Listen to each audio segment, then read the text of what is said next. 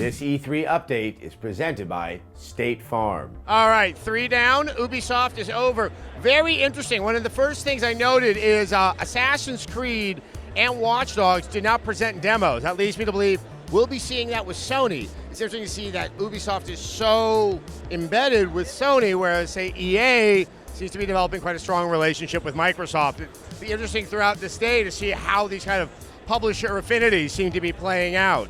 The biggest thing that was revealed was The Division.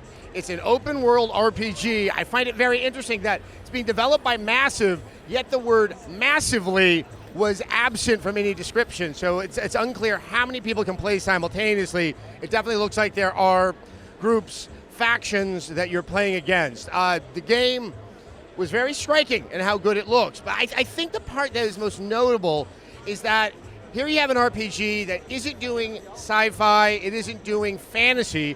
Given the fact that it's using the Tom Clancy license and there are rules about the world you have to create with his name attached, it looks like it will be somewhat grounded. Obviously, action, it's in the near future, but that's not what you typically get from an online RPG, and it's nice to see, once again, some type of chance being taken with a new IP as we're moving into the next gen. Additionally, we saw, and this is very consistent with Ubisoft, a driving game called The Crew that, once again, you have a small team, there's other small teams that are in the game, you can race against them.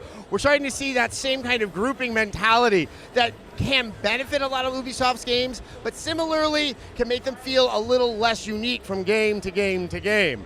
Having said that, I still think this is one of the strongest press conferences. No, I think this was the strongest press conference I've seen so far, because we're getting a sense of games that are taking a chance. I have no idea if Watch Dogs or The Division are going to be any good. There's something very healthy and satisfying to see projects that don't look indicative of what we've seen before, with just a lot of solar flare and glossy paint thrown on. At the very least, there's a Rayman game coming out, something that makes me oh so happy. Having insurance is not the same as having State Farm. With agents available 24/7, 365 days a year, they can help you get to a better state. Learn more by visiting statefarm.com. All right, this is Ubisoft. We have one more. It should be a very, very big one. That's going to be Sony. We will also have Max and Tara's reactions to the Ubisoft press conference that's up. If you haven't seen my thoughts on EA or Microsoft, go watch that now. This has been a long, exhausting day, but man, it's been eye-opening.